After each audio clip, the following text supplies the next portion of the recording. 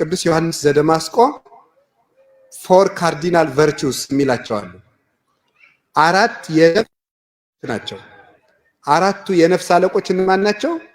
አንዱ ከሬጅ ነው፣ አንዱ ሞራል ጀጅመንት ነው፣ አንዱ ሰልፍ ሪስትሬንት ነው፣ አንዱ ጀስቲስ ነው። ጀስቲስ በዚህ ኮንቴክስት ፍትህ አይደለም፣ ጽድቅ ነው። ጽድቅ ነው በዚህ የሚጠራ። ስለዚህ ሞራል ጀጅመንት የህሊና ፍርድ ተሰጥቶናል። ክፉና በጎን መጽሐፍ ቅዱስ ባንማር እንኳን ክፉ ነገር እንዲሰቀን ተደርገን ተፈጥረናል።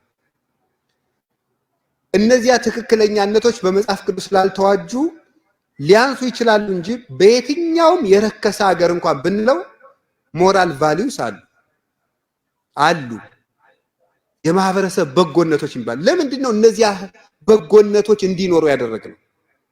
ወንጀልና ፍትህ የሚባል ነገር የኖረው ለምንድን ነው? ስለዚህ ህሊናችን እንዲፈርድ እንዲያውቅ ፈጥሮናል። ሶስተኛው ክሂል ወይም ችሎታ ነው።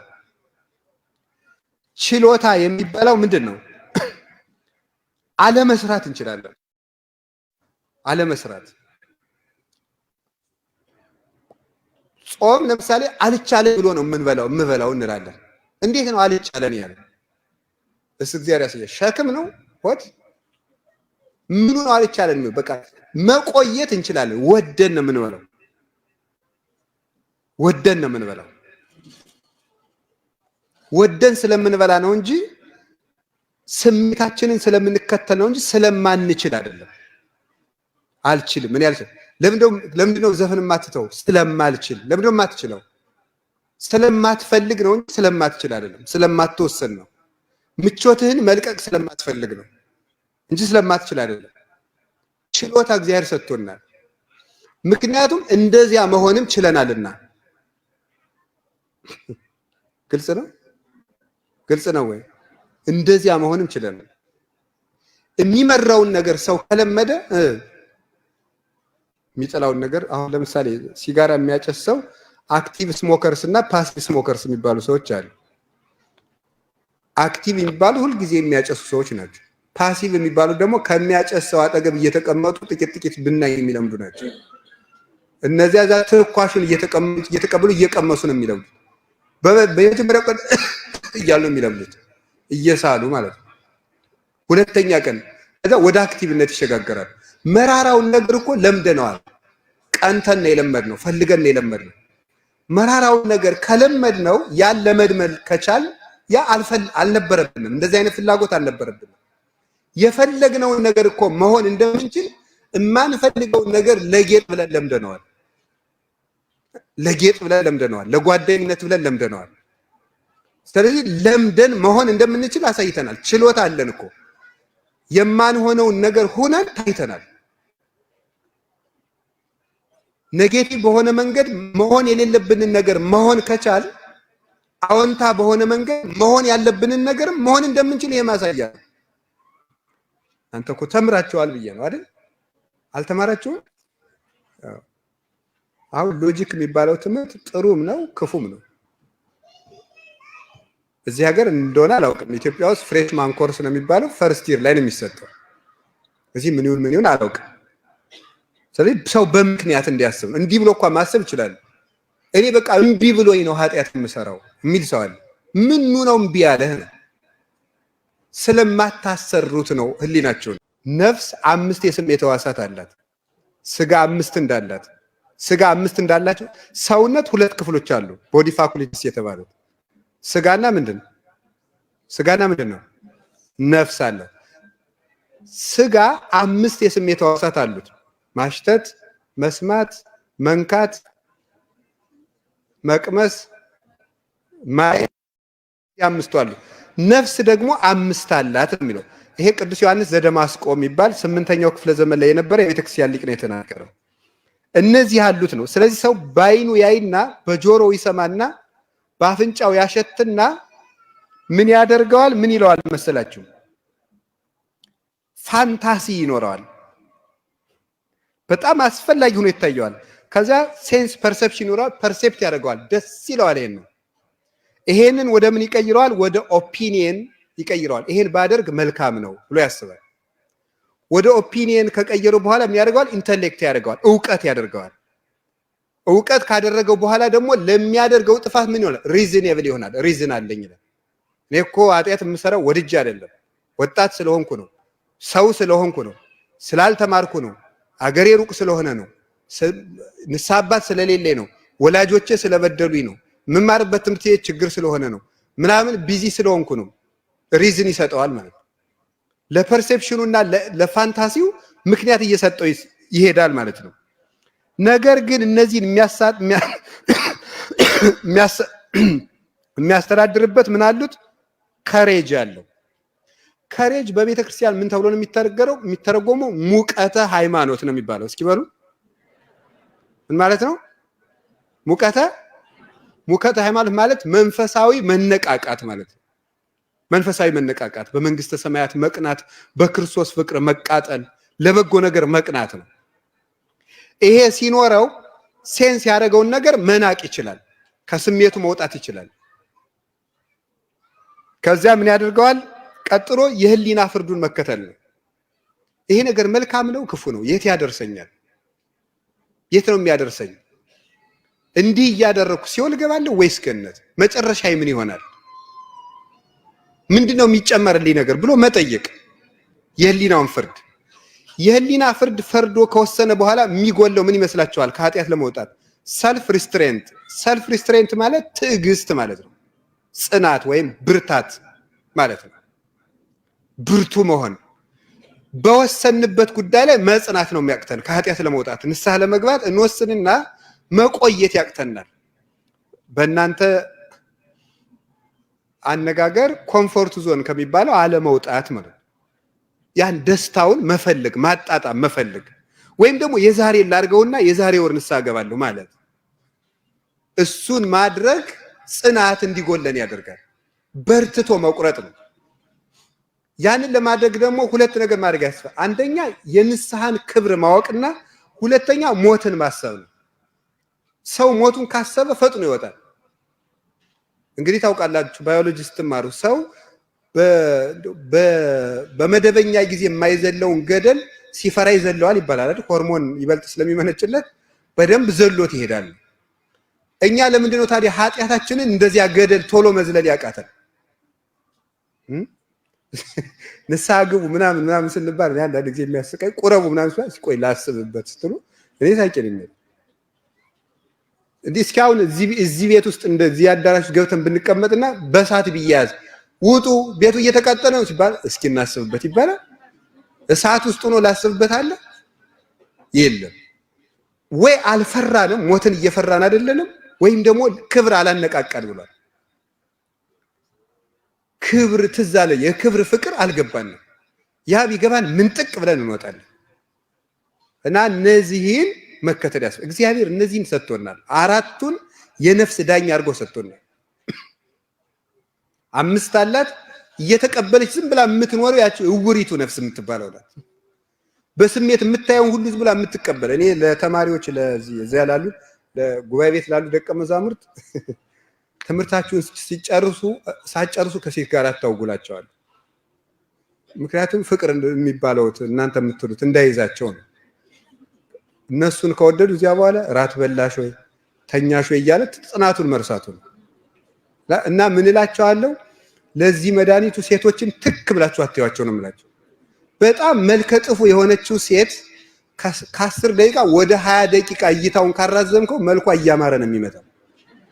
የምር እኮ ነው የምነግራችሁ ማለት ነው እላቸዋለሁ እኔ ማለት ነው። ስለዚህ ሰው አይኑ ጆሮ የሚያየውን ነገር ሁሉ ይቀበልና ሴንስ ያደርገዋል። ከዚያ ያንን ደግሞ ምን ያደርገዋል? ይወደዋል። ከዚያ ምን ያደርጋል? እንዳልኳችሁ አስተያየት ይሰጣል። ይሄን ባረገው ጥሩ ነው ይላል። ኋላ ደግሞ እውቀት ያደርገዋል። እዚያ በኋላ ሪዝን ምክንያት እየጠቀሰ መኖር ነው። ከዚያ በኋላ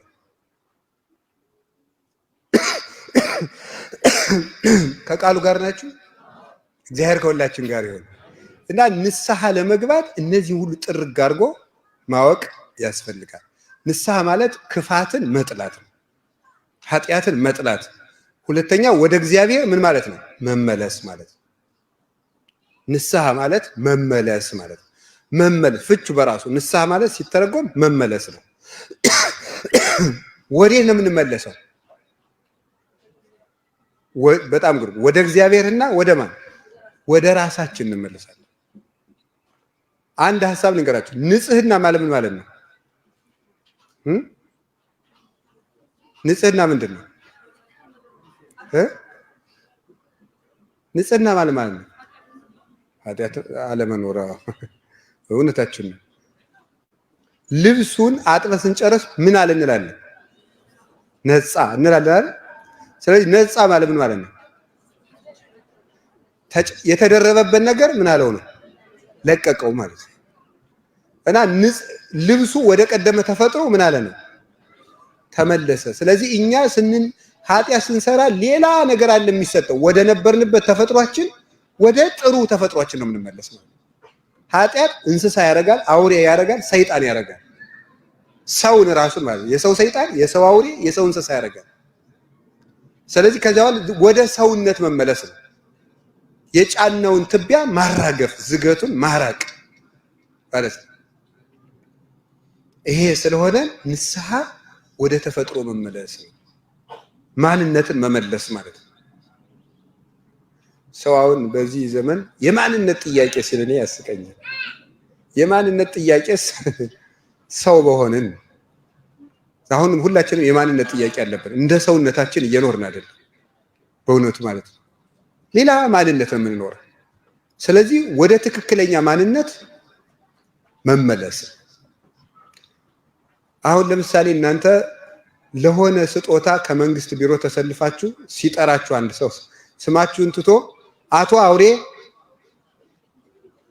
ወይዘሪት እንስሳ ቢላችሁ ምን ትላላችሁ? አትናደዱም? እንናደዳለን አይደል? እንደዚያ እኮ ባኗኗራችን እኮ እንደዚያ ነን። የሚነዳችሁ ከሆነ እንደዚያ ያለውን ጠባያችንን ምን ማድረግ ነው? ማስወገድ። ለምሳሌ መናከስ የምን ጠባይ ነው? ነገር እንጂ የአውሬ ጠባይ ነው። መናከስ ማለት አንዱን ማቁሰል፣ አንዱን ማስደሰት። እንደዚህ ሰላምታችንን ራሱ ትዝብት ውስጥ የወደቀ ሰላምታ ነው ያለን። እንደምን አላችሁ? ደህና ናችሁ ወይ? ደህና ነው እንዴ? ይሄ ትክክል አይደለም። እኩል ልብ ሊኖረን ያስፈልጋል። ሰውን ራሱ ማስቀናት ራሱ ትክክል አይደለም። ማብሸቅ፣ የሆነን ሰው ለማናደድ ብሎ እኮ ሰዎች የሚመሰርቱት ፍቅር አለ። እነሱ ሳይዋደዱ የሆነን ሰው ለማናደድ ብለው ይፈቀራሉ። እንዲሁ ግርም እኮ ነው የሚያደርገው። ይኸው እንደዚህ ያለ አስመሳይ ማንነታችንን መራገፍና ወደ ማንነታችን መመለስ፣ ሰው ወደ መሆን መመለስ ነው ንስሐ መግባት ማለት። ሰው ወደ መሆን መመለስ፣ ወደ እግዚአብሔር መልካችን መመለስ ነው። እሱ ነው ንስሐ። ከቃሉ ጋር ናችሁ? አሁን ንስሐ ይሄ ማለት ነው ብያቸዋለሁ። ኑ ወደ እኔ ተመለሱ እኔም እመለሳለሁ ብሏል እግዚአብሔር። እንደዚያ ከሆነ ንስሐ መንፈሳዊ ፍቹ ምንድነው ነው? እስካሁን ያብራራ ነው በመዝገበ ቃላዊ ፍቹ ነው። መንፈሳዊ ፍቹ ደግሞ ምንድነው የሚለውን ልንገራችሁ። አላችሁ አይደል? ንስሐ የልደት ቦታ ናት። አረጋዊ መንፈሳዊ የሚባል የቤተ ክርስቲያን ሊቅ ድርሳን 29 ላይ ይናገራል። ወበከመ አዳም ስጋዊ ወለደ ደቂቀ እምሔዋን በአምሳሊሁ በአለመዚያሁ ከማሁ ክርስቶስኒ ወለደ ደቂቀ በአለመዚያሁ እምከርሰ ንስሐ ወጥምቀት ይላል። ምድራዊ አዳም ከሔዋን በዚህ በራሱ ዓለም በምድር እሱን የሚመስሉ ልጆችን እንደሚወልድ ሁሉ የመንፈሳዊ ዓለም አባት ክርስቶስም እሱን የሚመስሉ ልጆችን ከንስሐና ከጥምቀት ማህፀን ይወልዳል።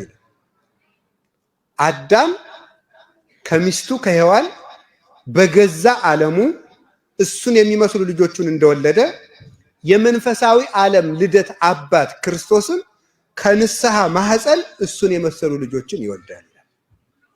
ስለዚህ ንስሐ ክርስቶስን የምንመስለን የምንወለድበት ማህፀን ነው። አሁን አንድ ሰው ንስሐ ሲገባ እየተወለደ ነው። አንዱ የልደት ቀናችን ነው። እመ ሕይወት ይእቲ ብፁዓን እሙንቱ እለ ይትወለዱ እምኔሃ እስመ ይመውቱ ለዓለም። ንስሐ የሕይወት እናት ናት። ከሷ የሚወለዱ ብፁዓን ናቸው፣ እነሱ ለዘላለም ይኖራሉ እንጂ አይሞቱምና ይላል። የሕይወታችን እናት የሕይወታችን ማህፀን ናት ንስሐ። ልብ በሉ። ስለ ማህፀን 3 ወይም 2 ነጥቦችን ልንገራችሁ። ንስሐ እንግዲህ ማህፀን ናት ብያችኋለሁ። የምን ማህፀን? የሕይወት ማህፀን። ማህፀን ማለት ምን ማለት ይመስላችኋል? በግዕዝ ነው ቃሉ። ማህፀን ማለት አደራ ተቀባይ ማለት ነው። ምን ማለት ነው? አደራ ተቀባይ ወይም የአደራ ቦታ ማለት ነው። ለምን? ከአባት የሚከፈለው ይከፈላል፣ ከአብራኩ ከእናት የሚከፈለው ይከፈላል። ከዚያ በኋላ ያንን ከአባትና ከእናት የተከፈለውን ውህድ ተቀብሎ እንዲያውም ጨምሮ አደራ የሚያወጣ ማን ነው? ማህፀን። ሰው አደራ ሲሰጥ ምን ነው የሚመልሰው? አጉድሎ ነው የሚሰጥ። ማህፀን ግን ጨምሮ ነው የሚሰጥ። እንዴት ጨምሮ ማለት? ጽንሱ ባልና ሚስት አንድ ሆነው የተጸነሰን ምንድን ነበር? ውሃ ነበር አይደለም? ውሃ ነው። ከአባት ዘር ከእናት ደም ይከፈላል ይላል። የኛ ትምህርት የእናንተ እንቁላል ይላል። ችግር የለም። ዋናው መግባባታችን ነው። ደም የሚለው በኋላ ግብሩ ነው ይላሉ ሊቃውንት። በኋላ ግብሩ ማለት ሴቶች ልማደ አንስት ሆኖባቸው በወር ከነሱ የሚገኘው ነገር ለምንድን ነው? ለጽንስ የተዘጋጀው ነገር ለጽንስ ሳይሆን ሲቀር የሱ መፍረስ ነው። እንደዚያ ነው ሰዎቹ የነገሩን የእናንተ ዘመዶች። ስለዚህ ከአባት ደም ከአባት ዘር ከእናት እንደሚከፈልና ይዋሃዳል። ያ ውህድ ውሃ ነው። እንደገና ያን ከዚያ ቦታ ነው፣ ከዚያ ከተማ ነው እጅ ተበጅቶለት፣ እግር ተበጅቶለት፣ አይን ተበጅቶለት፣ ጆሮ ተበጅቶለት፣ አይምሮ ተሰርቶለት አሳቢ ሰውዬ የሚመጣው ማለት ነው። አሳቢ ሰው ይመጣል እና ንስሐ ተመልከቱ። ይሄ ውህድ ወደ እናት ወደ ሴቷ ማህፀን ሲቀመጥ ምንድን ነው? እጅ የሌለው እስኪ በሉ፣ እጅ የሌለው በሉ፣ እግር የሌለው፣ ጆሮ የሌለው፣ አይን የሌለው፣ አይምሮ የሌለው ወደ የት ይገባል? እሱ ወደ ማህፀን ሲወጣ ምን ይዞ ይገባል? እጅ ይዞ በሉ። እሺ ጆሮ እያልኳቸው አይን ይዞ ትላላችሁ በሉ ተናገሩ። እሺ ጆሮ ይዞ በሉ።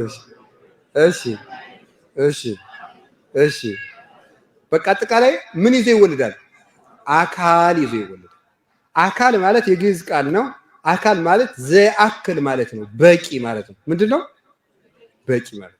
እግዚአብሔር በቂ አድርጎ ስለሰጠ ይሄን ይዞ ይወለዳል። አሁን እጅ የሌለው እስኪ ቅድም ምን አይነት ሰውዬ ነበር የገባው ወደ ማህፀን የተወሰነው? ምንድን ነው? እጅ የሌለው በሉ። እሺ እንደዚህ አይነት ሰው እንደዚህ አይነት ዝም ብሎ ልህሉህ ነገር ነው የገባው። ልህሉህ ነገር ምን እንደሆነ ተርጉሙ። ሰው ወደ ንስሐ ሲገባ ምኑ ነው? ልቡ ጠፍቶ፣ አይኑ ጠፍቶ፣ ጆሮ ጠፍቶ፣ ምን ጠፍቶ ራሱን አጥቶ ወደ ንስሐ ማህፀን ይገባል። ከዚያ ማህፀን ልጁ አይን ይዞ ጆሮ ይዞ እግር ይዞ ይወለዳል። ከንስሐ ማህፀን ደግሞ ሰውየው አይኑ የተኳለ ማንን የሚያይ? እግዚአብሔርን የሚያይ፣ ጆሮ የጠራ እግዚአብሔርን የሰማ፣ እግር ያለው ለስግደት ለቅዳሴ፣ አይምሮ ያለው የሚያስብ እግዚአብሔርን የሚያስብ፣ ሞትን የሚያስብ፣ ድህነትን የሚያስብ፣ የክርስቶስን መከራ የሚያስብ፣ ኃጢአቱን የሚያስብ አይምሮ ያለው የተሰራ ሰው ይመጣል። ይኸውላችሁ ሰው ያልሆነ ውሃ ከእናት ማህፀን ሰው ሆኖ ይወጣል። ሰውነቱ ፈርሶ ሰው ንስሐ ይገባል። ንስሐ ውስጥ ተሰርቶ ሰው ሆኖ ይወጣል። ንስሐ እንደገና የምንሰራበት ከተማ ነው። እንደገና ነው የሚሰራን እግዚአብሔር። አይዟችሁ የፈለገ የፈራረስን ሰዎች ብንሆን ንስሐ ውስጥ ተሰርጠን ጥሩ የእግዚአብሔር ከተማ ሆነን እንወጣለን። ሌላው ከቃሉ ጋር ናችሁ። ልጁ በጽንሱ ወራት ከእናቱ ውጭ ህይወት የለውም። አለው የለውም? ንገሩ እንጂ። ሰው ከንስሐ ውጭ ህይወት የለውም።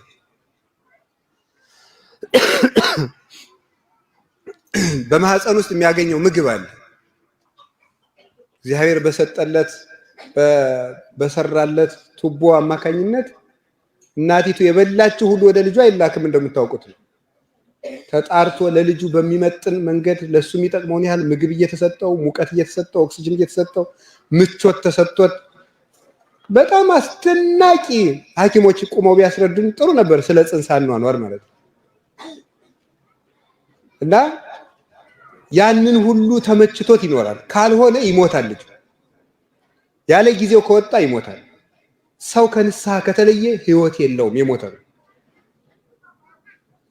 ልጁ ከእናቱ ማህፀን ሲወጣ የአባቱን ሀገር ብርሃን ያያል፣ ወይም የእናቱን ሀገር።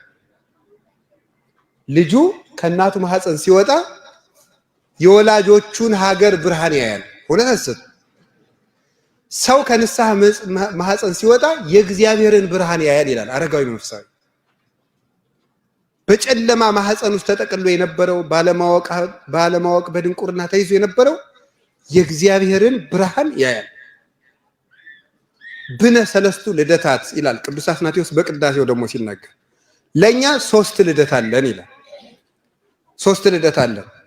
አንዱ ጥምቀት ነው፣ አንዱ ቁርባን ነው፣ አንዱ ደግሞ ንስሐ ነው ይላል። ንስሐ አንድ ልደት ነው። ቅዱስ ዮሐንስ አፈወርቅ ደግሞ ሰው 2 ጊዜ ያረጃል ይላል። 2 ጊዜ ያረጃል። አንደኛው በእድሜው ያረጃል፣ ሁለተኛው ደግሞ ያለ በኃጢአት ያረጃል። በኃጢአት ያረጃል። ንስሐ ምንድነው የሚያደርገን? እንደገና ሐዲስ ያደርገናል። የምንታደስበት ቦታ ነው ንስሐ። እርጅናት የሚታደስበት። እስኪ አንድ ልንገራችሁ። አንድ ጥያቄ ልጠይቃችሁ። ኤክስፔሪየንስድ ማን ማለት ምን ማለት ነው? ትርጉሙን ለነገረኝ ይሸልማለሁ። ልምድ ያለው አይደለም። እሺ፣ የቤት ስራ ለነገ ይዛችሁ ነው። ምን ማለት ነው? ልምድ ያለው ብላችሁ ብታመጡ ኤክስ። እሺ፣ በዓለማችሁ ትክክል ናችሁ። መንፈሳዊ ፍቹ ግን ከእግዚአብሔር ጋር የተዋሃደ ሰው ማለት ነው። ቴዎሎጂካል ተርሙ እንዲህ ነው የሚተረጎመው። ኤክስፔሪየንስድ ማን ማለት ከእግዚአብሔር ጋር የሚኖር ሰው፣ የበቃ ሰው ማለት ነው። በቴዎሎጂ ቋንቋ እንደዚህ ነው የሚተረጎመው። እና ከእግዚአብሔር ጋር የኖረ አንድ ሽማግሌ በ90 ዓመቱ ከእግዚአብሔር ጋር እድሜ ልኩን ሲጾም ሲጸልይ የኖረ ባሕታዊ እና አንድ የ30 ዓመት ወጣት ቢሰግዱ ማን ጠንካራ ሊሆን ይችላል? ዝም ብሎ በኃጢአት የሚኖር የ30 ዓመት ወጣት ማን ነው ጠንካራ የሚሆነው? አቤት፣ ሽማግሌው ይጠነክራሉ ወይስ ወጣቱ ይጠነክራል? ሽማግሌው ነው የሚጠነክሩት። ምክንያቱም ይሄኛው በምን አርጅቷል? በኃጢአት አርጅቷል። በኃጢአት ማርጀት የእርጅናዎች ሁሉ ክፋት ነው። የከፋ እርጅና የሚባለው በኃጢአት ማርጀት ነው። ኃጢአት አሮጌ ያደረገው ኃጢአት አሮጌ ያደረገው ሰው ማፍሰስ ነው ስራው። ይኸውላችሁ እይጠቅቡ ደርገ ንጹሃ ውስተ ልብስ ብሉይ ወይት ማላ ይላል። ምን ማለት ነው? አዲስ ልብስ አሮጌ ልብስ አዲስ ልብስ ከአሮጌ ልብስ ላይ አይሰፋም ይላል። እናንተ እንደዚህ ለብሰ ሰፍታችሁ ስለማትለብሱ ምሳሌው እንግዲህ አሁን ለወደፊቱ በምን ልንመስለው ነው? ይሄን መጽሐፍ ቅዱስ አሮጌ ልብስ ቢኖር የተቀደደ ልብስ እናንተ ሲጀምር እስኪቀደድ ልብስ አትለብሱም መሰለኝ። የተቀደደ ልብስ አለ፣ ያረጀ በጣም የተቀደደ። እዚያ መሃል ላይ እንደው በሞቴ ስሙኝ፣ መሃል ላይ አዲስ ልብስ አምታችሁ ብትሰፉበትና ቀዳዳውን ብትደፍኑት ምንም ያደርግ ይመስላችኋል? ይከብደውና ዙሪያውን ቀዶ ዞት ይወጣል። ይከብደውና የኃጢአት አሮጌ የሆኑ ሰዎች ቤተክርስቲያኑ ሲመጡ ብዙ ነገር ይዘው ነው የሚወጡት። ይዘው ይወጣሉ። ከባዶች ናቸው ለብዙ ነገር ይዘው መውጣት። ሁልጊዜ ምንድናቸው? ይሄ ድሮ ቤት ሲሰራ ደንጓሪ፣ አነዋሪ የሚባሉ አሉ። ደንጓሪ እነዚህ ተቀጥረው ነው በነገስታት ይገርባል እኮ በነገስታት ዘመን ቤተክርስቲያን ሲሰራ ደንጓሪና አነዋሪ የሚባሉ አሉ። ደንጓሪ የሚባለው የሚገጥመው ነው። አነዋሪ የሚባለው ደግሞ አይ ይሄ ብዙ ጥሩ አይደለም እየተከተለ ኮሜንት የሚሰጥ ነው፣ ቤቱ እንዳይበላሽ ማለት ነው። እነዚያ ባለሙያዎች ናቸው። ይሄ ግን ሳይኖረው ነው የሚያነውር። ቁጭ ብሎ ዝም ብሎ የሚተች ሰው አለ። ቁጭ ብሎ ትችት ሲሆን አይኑም ጆሮም የሚነቃለት ማለት ነው። እንደዚህ ባይደረግም የዕለት ውዳሴ ማርያም ሳይደግም ተነስቶ አቡነ ማትያስ አጥፍተዋል ይላል። እንዴ አይደረስ እኮ አንድ እሑድ አስቀድሶ ያውቅ ብፁዕ አቡነ ግን እዚህ ላይ ልክ አይደሉም ይላል። እኔ ለዚህ ሲሆን ዕውቀቱን የት እንደምታመጡት አንድ የሰባኪ ቀልድ አለ። የሰባኪ ቀልድ ምንድነው? ጾሙ ሊቀነስ ነው ተባላል እና ይሄ ቁርጥ የሚባል አለ አይደል? አዲስ አበባ አሁን እንኳን ሰው ቁርጡን ቢያውቅ ይሻለዋል፣ ተወዷል። እና እሱን ጠረጴዛ ላይ አጋድሞ እየበላ እንደዚህ ብሎ አተጾሙ ሊቀንሱ ነው ይንኩት የማያንጹ ያለ ይበላል። በራሱ እየበላ ግን ደግሞ ጠበቃ ነው ለቤተክርስቲያን። አሮጌ ጨርቅ ብሎ እዚያ ሰው ያስተባብራል። የሐሜት ጓደኞችን ቤተክርስቲያን ውስጥ ያስነሳል። አንተ እንደዚህ ያሉት እኮ እንደዚህ አረተው ነው ይቀርማል ማይረው ያለ ያደራጃል። ይሄ ምንድነው? አሮጌ ልብስ። እስኪ በሉ አዲሱ አሮጌውን ጨርቅ እንደሚቀደው ሁሉ አሮጌው ጨርቅ አዲሱን ጨርቅ መሸከም እንደማይችል ሁሉ በጎ ነገርን መሸከም የማይችል ሰው ያደርገናል። ከዛ ነው ምናል እየወዲው ወይን ሐዲስ ውስተዝቅ ብሉይ አዲስ ወይንን ባሮጌ ማሰሮ ወይም ባሮጌ ረዋት አይጨምሩትም ማለት። ረዋት የሚባሉት አይሁድ ወይን የሚያስቀምጡበት የለፋ ነገር እንደ ማሰሮ ሳይሆን ሌላ ነገር ነው። እንደ ወይ ከከብት ቆዳ የሚዘጋጅ እንደ አቁማዳ ሆኖ የወይን አቁማዳ እንደማለት ነገር ነው። ከረጢት እንደማለት ነው አይደል? አይታችሁ ታውቃለች? ወይን በምንድን ነው የሚሸጠው? በጠርሙስ። ሌላስ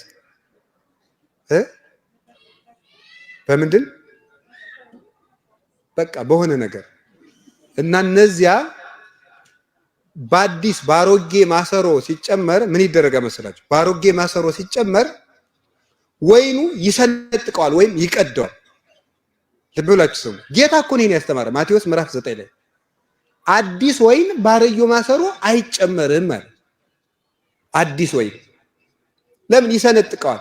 ዝቁህ ይነቅ ረዋቱ ይቀደዳል፣ ወይኑህ ይትካው ወይኑም ይፈሳል። ዝቁ ይነቅ ረዋቱ ይቀደዳል ማለት አዲስ ሕግ መማር አይችልም ነው። ባሮጌ ረዋት የተያዘ ሰው ሁሉን ነገር መሸከም ያቅተዋል፣ ስልቹ ነው። ቅዳሴ ይረዝምበታል፣ ስብከት ይረዝምበታል፣ ቤተክርስቲያን ላይ አስራት አውጣ መባል ይከብደዋል። ሰምታችኋል? ሰው በ300 ብር እየሰከረ የ100 ብር አስራት አውጣ ሲባል ግን ምንድነው የቤተክርስቲያን ያል ዘረፋ? እንዲሁ እኮ ግርም ብሎ ነው የሚለኝ ማለት። ምናልባትም የ50 ብር ማስቲካ ገዝቶ ሊያኝክ ይችላል። 10 ብር ግን ለቤተ ክርስቲያን ግን ከተባለ ምንድነው ግን? ቤተ ክርስቲያን እኮ የገንዘብ መሰብሰቢያ ያደረጉት እኮ ይላል። ይሄ ለምንድን ነው ከተባለ አሮጌ ማሰሮ። እግዚአብሔር ይስጥልኝ። እስኪ አሮጌ ማሰሮ በሉ እንጂ ወይን መሸከም ማይችል አሮጌ ማሰሮ። በቃ አንዲት ነገር ዝቁ ይነቅ ረዋቱ ይሰነጠቃል፣ እሱም ተስፋ ይቆርጣል፣ አይረባም። ወይኑ ይትካ ወይኑም ይፈሳል ማለት ሕጉንም አይዘውም። አቡነ ሽኖዳ እንደዚህ እያስተማሩ የረቡዕ ጉባኤ ነበራቸው። የረቡዕ ጉባኤ እያስተማሩ መጨረሻ ላይ ጥያቄ አለው። እስኪ ለእናንተም ጥያቄ መጨረሻው ቀን ከመርሃ ግብር አስተዋሪዎች ጋር አባታችን ጋር ተነጋግረን የጥያቄ ቀን ይኖረን ይሆናል መጨረሻ አካባቢ ማለት ነው። እና ሲጠየቁ ምን አላቸው? አንዱ አባቴ የመርሳት ችግር አለብኝና ምን ላድርግ አላቸው። መፍትሄውን ብነግርህ ትረሳዋለህ አለ። እነዚህኩም ነግራቸው ምንድነው? ስለዚህ አንተ የመርሳት ችግር እንዲለቅ ትምህርት ሳይሆን የሚያስፈልግ ምንድነው ነው? ንስሐ ነው። አርጅተህ ነው። በምንድን ነው ያረጀኸው? ነው በኃጢአት ስላረጀ አሮዬ ማሰሮ ሆነሃል። ትምህርቱን ልትይዘው አትችልም፣ ምክሩን አትይዘውም ነው። እና ለመማር ራሱ ንስሐ መግባት አለብን፣ መዘጋጀት አለብን። ምክር እንዲገባን፣ ቅዳሴ እንዲገባን፣ ህግ የሚከብድብን ኦርቶዶክስ እኮ በስማም ኮምፕሊኬትድ እኮ ነው። በውይይችን ቤተክርስቲያን የሚል ሰው አለ። ምን አይነት ጾሙ እንደዚህ፣ ስግደቱ እንደዚህ፣ ቅዳሴ ስርዓቱ ሰፊ ነው ምናምን እያለን የሚያወራ ቅልል በቃ ወደኛ የሚቀርብ አይደለም ምናምን ዘመኑ አልተዋጀም ምናምን ነው የሚለው። መቼስ ማለት ከቃሉ ጋር ናቸው። አቤት